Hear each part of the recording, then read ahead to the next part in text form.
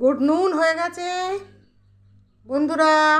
Hello guys, 11 × 22। এই দেখুন কতটা পরিমাণে নিয়েছে বুলবুলদি রাইস।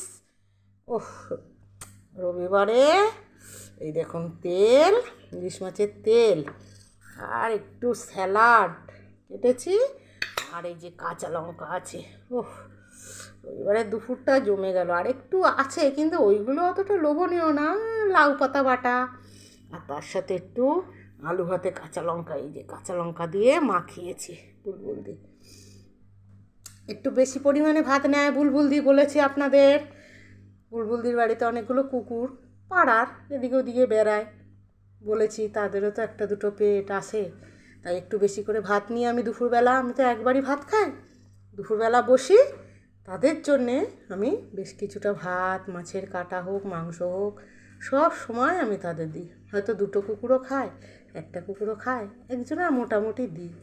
হয়তো 1 কেজি চালে 1.5 কেজি চালে দিতে পারি না, কিন্তু রোজ আমি তাদের 2 মুঠো, আমি 3 মুঠো ভাত খেলে তাদের 1 মুঠো দিই, আমি 2 মুঠো খাই। এইরকমই করি। কি করব বলুন, ওদেরও তো পেট আছে না। ও একটু বিড়াল খায়, একটু কুকুর খায়, বাড়িতে পুষি না। তাহলে আজকে রবিবারের দুপুরবেলা বুলবুলদির থালায় কি দেখতে পাচ্ছেন? দুপুরবেলার মেনুতে ইলিশ মাছ ভাজা, ইলিশ মাছের একটু তেল নিয়েছে, ওই যে কাঁচা লঙ্কা, আলু ভাতে, আর এটা একটা কুমড়ো পাতা, লাউ পাতা এইসব দিয়ে বাটা।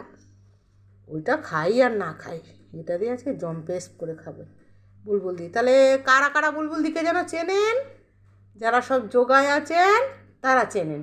আর যাদের মনে হবে ইলিশ মাছের ঝোল আর ভাত খাবো বুলবুলদি বাড়ি রবিবারে, তাহলে দৌড়ে দৌড়ে চলে আসেন। টাটা বন্ধুরা।